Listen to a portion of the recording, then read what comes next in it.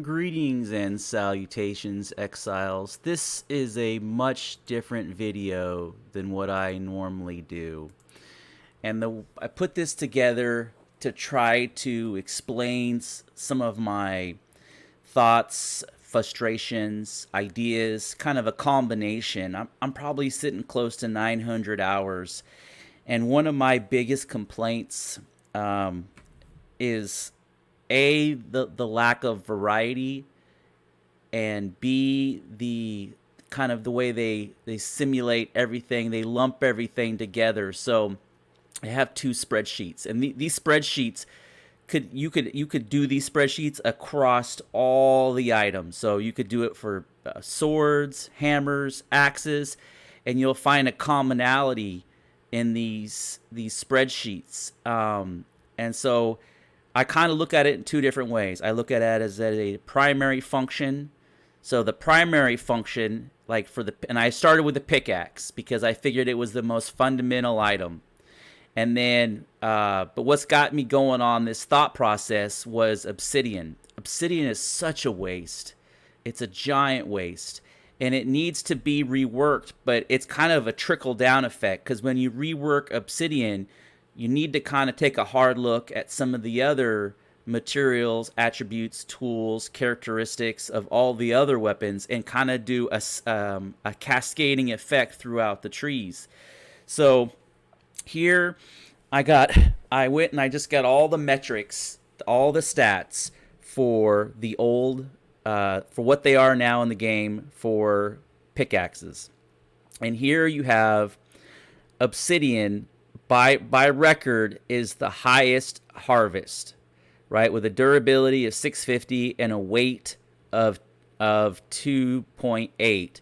Star metal is 7 with a durability of 650 and a 2.8. So you have to look at it, and these top three really are my big, and then the Aquilonian pick. So my complaint really lies within the top three: the obsidian, the star metal, and the Acronian pick. I keep saying Aquilonian. Acronian pick, right? So the real difference is obsidian is glass. It's a type of volcanic glass. Star metal, the way that I perceive star metal is like space age titanium aluminum. And when you think about them in those characteristics, star metal would be a lightweight pickaxe. It would be like your titanium rock climbing pick or something. That's the benefit of it, is you get a moderate to above average durability, but at the cost or at the benefit of it being super lightweight, and you would get overall good performance. That's how I perceive star metal. Obsidian there's nothing fancy about it. It's just volcanic glass that's like indestructible. And then you have the Acronian pick, and the way that I perceive the Acronian pick is that it is a lost technology. It's what's left over from a dead race or an ancient civilization, and the technology and the science is lost forever, and there are remnants of it that are left over, like the pick. There's no pickaxe, there's just the pick.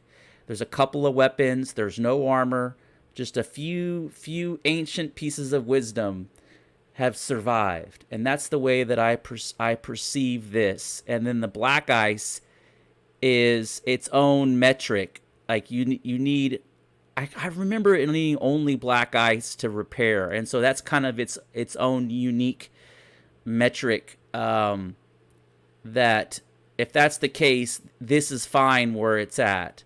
So after looking at all these, because you'll see there's a lot, they've pretty much cloned all of these and gave them different weapons: obsidian, star metal, 650 durability. I mean, the weights are the same. So my new list is this is kind of how I would roll the new list over on the right, right? So Acronian would actually have the highest harvest rate. it would be an exceptional harvest rate, but the durability would be very, very little. So you're paying a constant aggravation of constantly having to keep that thing repaired and to keep it into use. Like, and if you let it break, then you got to take it back to the blacksmith. You can no longer use your repair kits. And so to keep that thing in the game or keep it functional is a lot of work. But the payout is an extremely high harvest. And the weight, you get the benefit of the weight because it's this lost technology that is, only a few remnants of it still exist in the world. Kind of there's a lore to it. Obsidian is just indestructible lava glass is all that it is. There's nothing fancy about it, but the benefit, the reason to go with it is because it has an above average harvest rate. Okay, so I'm keeping the harvest rate the same, but the durability is 1,000. Like, it's insane durability, but then you're paying heavily in the weight because it's just lava glass. And there's nothing fancy about it. There's nothing, space age. It's not coming from celestial beings. It's just volcanic lava glass that is just obscenely heavy, but you get the durability. So it's a trade-off, right? Do you have an encumbrance build where you can utilize a obsidian pick? And I'm creating variety. You the player gets a choice of how you want to roll and what kind of build you want to do, versus just having clones of multiple items across the spectrum. And I'm not really changing the harvest rate very much, but I'm adding a lot of variety through the weight and the durability. And this is how I would go through and I would change all the weapons, the spears, the two-handed swords, the maces, the axes. I would change them not so much as their damage, but their durability and weight. I would give obsidian retarded weight. I mean, super, super heavy, but at the increase of durability. That's the payout, right? The star metal pick, it's a celestial. It's like titanium. What's the stuff Wolverine's got? I can't believe I can't remember this. I can't remember. It's from outer space. It comes down, and you have the ability to harvest, and it is a unique metal of celestial composition. So the payout is, I didn't really change hardly anything about this, but except I reduced the weight a little bit. You have a little bit same durability and same harvest rate. And I'm not really changing this much at all. But what I've done here is I've added a significant amount of variety between these two items. And the player has to make choices now based off of how he wants to roll. And ultimately, his sacrifice is weight and durability. And then I would go to black ice. I didn't change anything there.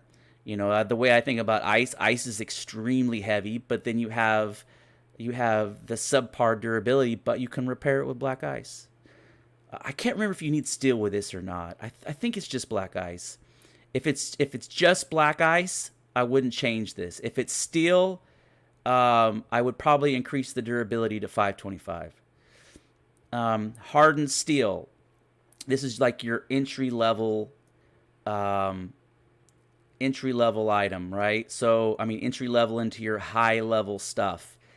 So I didn't change anything here. It's not that next tier up. And to be honest, I think I would actually change from, see how this is high. I think the way that I would do this is I actually would take these top three, change them from something above high to supreme, or I don't know. I got to come up with the name. I don't know what I'd want to call it, but I would categorize Star Metal and Aquilonian as the next tier, right? Everything in this game is based off a 4-tier system, above high or greater than high, or I don't want to say legendary. They're not legendary status, but they are. I don't know. I'm kind of rambling on, but these 3 are definitely you could arguably say these 4 are but hardened steel is like your entry level into the top tier 3 stuff. So the way that I look at it is stone pick is tier 1. And I think, to be honest, I think they need to add a bone pick as well. They need to introduce a bone pick that you can get from Yogg. So your bone pick, bone pick and iron pick need to be low. So, and bone pick would totally work in the game. So bone pick and stone pick would be low, and then iron pick and steel pick. And I know here in the old tree, they have steel is high. I don't feel that steel is high in its value. It's mid. 5 is mid. So 5. So steel and iron are categorized as mid tier. It's upper mid, but it's still mid tier, right? You're not getting these qualities of either ultra lightweight. You're getting mediocre weight, mediocre. You get a little bit more durability, but you got a little bit more weight. You get a little bit better harvesting, but it's not that next level. You know what I mean? It's still in the mid range. So the way I would categorize is I would relabel this mid, add a bone pick in here. And this is kind of the start of how I would do this first, and then I would cascade across all the other. I would go from picks, then I would do pickaxe, then I would do hatchets, then I would do daggers, then I would do, and I would strictly kind of follow those same guidelines, or what are the characteristics of, and I would even figure it out. I'd come up with a formula. So for every durability quantifies as X amount of weight. So if something has 1,000 durability with obsidian, it automatically is going to be 10 pounds. That should be a 10 pounds. Okay. Let me change that. Let me put a little 0 in there. Boom. Right? 10 pounds. Okay. I realized that was 1,000 pounds. But, so every 1,000 durability equivalents to 10 pounds. So when you get into those obsidian spears that are 2,000 durability, well, guess what? That spear weighs 20 pounds. But I would formulate, and that might not be, when you start looking at the grand scale of obsidian, that might not be where it needs to be. It might need to be a little bit of a tweak to that. When you spreadsheet it all out, it might really need to be like 8 pounds for every 1,000 durability. Might be more realistic. So if you have a spear that has, it weighs 15 pounds, but you have the durability. And I'd keep the damages the same. I would not mess with the damages. Maybe a slight tweak here and there once you kind of revisit everything and you just realized that there's some, when you have 17 weapons that literally do all the same damage, you might cascade them a little bit, and then also take, well, you know what, that's steel, that really should be in the medium colony, and then kind of reprioritize them in the spreadsheet to, and I think once they do that, that's, I'm all about coming up with solutions that does not require significant development time, creation of assets, or additional load on the server. Like, how I would improve the game with systems that already exist. And I would go in and I would revamp the entirety of all the materials and what they produce. Like for example, obsidian, how much it weighs, and I would just re cascade all the attributes of all these existing items. Is what I'm trying to say. If you like this kind of content, I know it's kind of a little bit more in depth, but when you look at the stats of the individual items, and there's too many commonalities, and there needs to be, like, I always call it a primary and a secondary. So the primary, for example, is like an axe that does 50 damage. But what's the secondary? The secondary is the bleed effect. And okay, so if you have 10 axes that all do 50 damage, and you have 10 axes that all do bleeds, so what's the point of going through the trouble and going through that extra step of killing 28 bosses to get that rare drop? Well, maybe it's the third effect. And so you can change their secondary or third effects that give them significant value, like maybe a light radius, and I would structure, I would basically break it down into three things. Like, primary effects is damage, secondary effects is, and I would come up with a list like light radius, bleed, corruption, cold, come up, and I'd have like 20 things on that list that are already existing in that game.